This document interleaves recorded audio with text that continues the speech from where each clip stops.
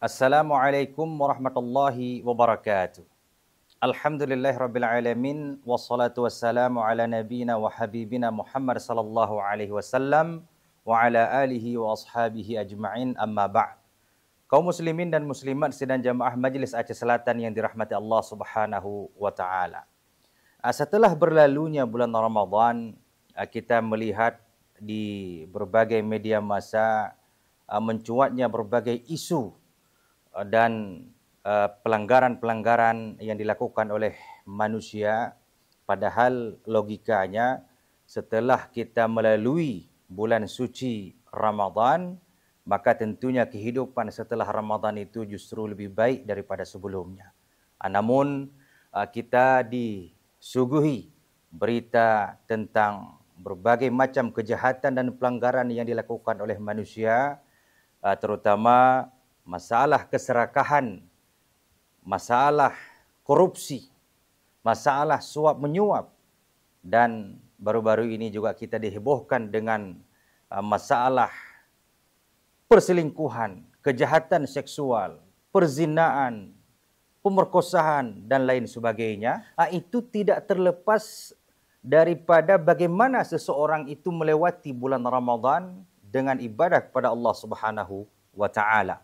Kalaulah seseorang melewatinya dengan kebaikan, maka posisi seseorang tersebut keluar daripada bulan Ramadan tentu lebih baik daripada sebelumnya. Namun apabila melewati bulan Ramadan dengan sesuatu yang tidak baik, maka inilah yang kita khawatirkan. Setelah Ramadan pergi, maka manusia itu pun justru lebih buruk daripada sebelum melewati bulan Ramadan. Maka dalam hal ini sedang jamaah yang dirahmati Allah Subhanahu wa taala, marilah kita merenungi sejenak ayat Allah Subhanahu wa taala di dalam Al-Qur'an surat Al-Baqarah yang berkaitan dengan hukum puasa Ramadan, yang kemudian nanti kita akan melihat bagaimana interpretasinya dengan berpedoman kepada tafsir Jami'ul Bayan an Ta'wili Ayil Quran, ataupun yang masyhur dengan tafsir Imam At-Tabari. Sidang jamaah yang dirahmati Allah Subhanahu wa taala, kalau kita melihat ayat Allah Subhanahu wa taala yang berbicara tentang puasa Ramadan dan yang berkaitan dengan hal-hal yang mengiringi ibadah Ramadan, mulai daripada uzur, mulai daripada cara masuk dan keluarnya daripada bulan Ramadan, ataupun hal-hal fikih lainnya, maka kita akan mendapati Allah Subhanahu wa taala memulai ayat Ramadan itu dengan perintahnya di dalam ayat 183 surah Al-Baqarah yang masyhur kita dengar selama bulan Ramadan, di mana Allah Subhanahu wa taala, ya ayyuhalladzina amanu kutiba alaikumusiyam, sampai akhir, yang ditutup dengan la'allakum tattaqun, semoga kalian menjadi orang yang bertakwa. Kemudian pada ayat 184 Allah menjelaskan tentang mereka-mereka yang diringankan untuk tidak berpuasa. Pada ayat 185 tentang Ramadan ini adalah bulan diturunkannya Al-Quran, yang kemudian ditutup dengan firman Allah, la'allakum tashkurun, semoga kalian menjadi orang yang bersyukur. Kemudian pada ayat 186 Allah berbicara tentang posisi manusia dengan Allah Subhanahu wa taala, bahwasanya Allah paling dekat dengan hambanya. Allah mengabulkan doa hambanya, dan ditutup ayat ini dengan la'allahum yarshudun, semoga mereka itu berada di jalan yang benar. Kemudian pada ayat 187 Allah berbicara tentang hukum kafarat, yaitu seseorang yang mendatangi istrinya di dalam bulan Ramadan, lalu tentang hukum i'tikaf, yang kemudian ayat 187 itu ditutup dengan firman Allah, la'allahum yattaqun, semoga kalian menjadi orang yang bertakwa. Jadi ada tiga harapan dan cita-cita yang harus didapati oleh manusia ketika melewati bulan Ramadan. Yang pertama, menjadi orang yang bertakwa, yang kedua menjadi orang yang bersyukur, dan yang ketiga menjadi orang yang berada di dalam kebenaran. Maka sidang jamaah yang dirahmati Allah Subhanahu wa taala, kalaulah tiga hal ini mampu kita gapai ketika melewati bulan Ramadan, insya-Allah keadaan seseorang itu setelah bulan Ramadan akan lebih baik. Baik dari sisi hubungannya dengan Allah ataupun hubungannya dengan manusia. Namun kalau tiga hal ini tidak mampu kita gapai nilai ketakwaan, bersyukur kepada Allah dan tetap berada dalam kebenaran, maka inilah berbagai masalah yang kita lihat, yang kita baca di berbagai media, terjebak di dalam kasus-kasus pelanggaran baik hukum negara ataupun hukum Allah Subhanahu wa taala. Maka kalau kita lanjutkan ayat tersebut, yaitu pada ayat 188, maka ini mengisyaratkan kepada kita ada munasabahnya, ada hubungannya. Kalaulah manusia tidak mampu melewati Ramadan dengan kebaikan, maka mereka akan terjebak dengan hal-hal pada ayat setelah Ramadan ini, yaitu ayat 188 di dalam surah Al-Baqarah, di mana Allah Subhanahu wa taala berfirman, "Wala ta'kulu amwalakum bainakum bil batil wa tudlu biha ila al-hukam li ta'kulu fariqan min amwalin nasi bil itsmi wa antum ta'lamun." Secara harfiah terjemahannya adalah, dan janganlah kamu makan harta di antara kamu dengan jalan yang batil. Ini berarti jangan serakah, jangan korupsi, jangan mencuri, jangan memerah. Karena di dalam bulan Ramadan kita menahan diri dari sesuatu yang dihalalkan oleh Allah Subhanahu wa taala. Makan minum halal, mendatangi istri halal. Namun ketika kita menjalani ibadah puasa, yang halal itu menjadi hal yang dilarang dan kita menahannya. Maka pelajaran sabar terhadap hal yang dihalalkan Allah di dalam bulan Ramadan ini justru memberikan sebuah benteng yang kuat pada diri kita untuk tidak menjamah, untuk tidak mengambil, untuk tidak menyentuh hal-hal yang diharamkan oleh Allah Subhanahu wa taala di luar bulan Ramadan. Maka Allah Subhanahu wa taala menyampaikan, "Wala ta'kulu amwalakum bainakum bil batil." Jangan saling makan harta sesama kalian secara batil. Nanti kita akan lihat bagaimana penafsirannya. Wa tudlu biha ila al-hukam li ta'kulu fariqan min amwalin nasi bil ismi wa antum ta'lamun. Ini menyentuh berbagai kasus yang terjadi di negeri kita ini. Dan janganlah kamu menyuap dengan harta itu kepada para hakim dengan maksud agar kamu dapat memakan sebagian harta orang lain itu dengan jalan dosa, padahal kamu mengetahuinya. Ini kasus suap menyuap baik di dunia peradilan ataupun di dalam dunia bisnis ataupun dalam hal segala apapun. Masalah suap menyuap, masalah korupsi, ini adalah hal yang sangat-sangat dilarang oleh Allah Subhanahu wa taala. Maka kalau kita tarik kolerasinya sedang jamaah yang dirahmati Allah Subhanahu wa taala, kalaulah manusia melewati Ramadan tanpa membawa nilai ketakwaan, tidak ada nilai bersyukur, tidak ada niat untuk berada di dalam kebenaran, maka mereka akan terjebak di dalam ayat setelah ayat yang berbicara tentang Ramadan. Mereka akan terjebak kepada makan harta yang haram, mereka akan terjebak di dalam perbuatan suap menyuap, dan itu semua adalah perbuatan dosa yang sangat dibenci oleh Allah Subhanahu wa taala. Namun marilah kita melihat penafsiran di dalam tafsir Imam At-Tabari ini, di mana sidang jamaah yang dirahmati Allah Subhanahu wa taala, di tangan kita ini tafsir Imam At-Tabari, ini di jilid 2 di halaman 953, yaitu Al-Qawlu fi Ta'wili Qawli Ta'ala, yaitu penjelasan tentang tafsir ayat Allah Subhanahu wa taala dalam surat Al-Baqarah ayat 188 tadi, di mana Imam Ibnu Jarir At-Tabari menyampaikan, "Fa ta'wilul kalami wala ya'kulu ba'dukum amwala ba'din fima bainakum bil batil. Jadi sebagian kita itu jangan pernah memakan harta sesama kita dengan kebatilan. Wa akluhu bil batil. Beliau menjelaskan bagaimana bentuk memakan harta orang lain secara batil, yaitu akluhu min ghairil wajhi alladhi abahahu Allahu li akilihi. Yaitu memakan harta dengan cara yang tidak sesuai dengan apa yang dihalalkan oleh Allah Subhanahu wa taala. Jadi yang dihalalkan oleh Allah Subhanahu wa taala adalah harta yang milik kita sendiri yang kita peroleh dengan cara yang halal tanpa harus mencuri, merampas dan lain sebagainya. Wa amma qawluhu wa tudlu biha ila al-hukami fa innahu ya'ni wa tukhasimu biha, ya'ni bi amwalikum ila al-hukam litakulu fariqan ta'ifatan min amwalin nasi bil ismi wa antum ta'lamun. Jadi jangan juga kita jadikan harta itu sebagai alat untuk menyuap para hakim untuk membenarkan dakwaan kita terhadap suatu harta yang kita tahu harta itu bukan milik kita.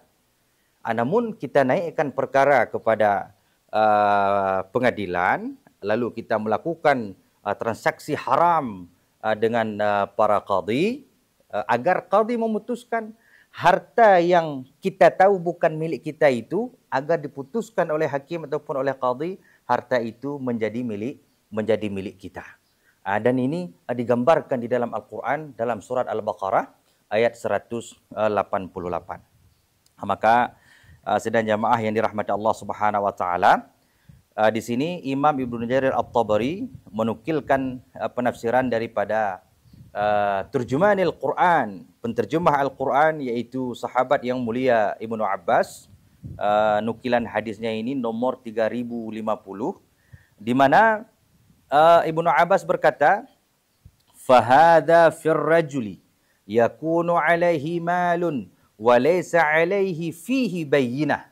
Ayat ini yang berbicara tentang makan harta yang batil dan suap menyuap hakim untuk membenarkan kepemilikannya padahal itu adalah bukan milik dia. Ibnu Abbas mengatakan ayat ini berbicara tentang seorang laki-laki yang mengklaim suatu harta tertentu sementara dia tidak ada bukti kalau harta itu miliknya. Fayajhadul mala fayukhasimuhum fihi lil hukami wa huwa ya'rifu anna al-haqqa alayhi. Lalu ketika dia tidak memiliki bukti kepemilikan, maka dia suaplah pengadilan, dia suaplah hakim agar hakim memutuskan dengan hasil suap itu harta tersebut adalah milik dirinya.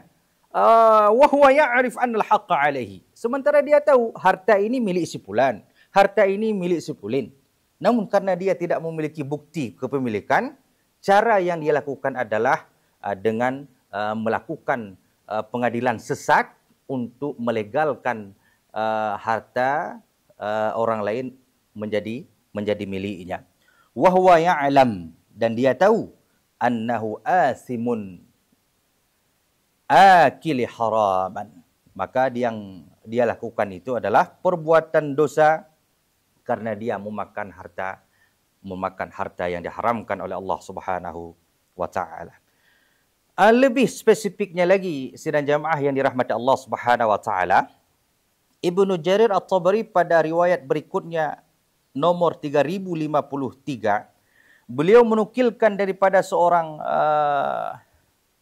ulama yaitu Imam Qatadah menafsirkan ayat ini, wa kana yuqal, dan dikatakan, man masya ma'a khasamihi wa huwa lahu zalim fahuwa asimun hatta yarji'a ilal haqqi.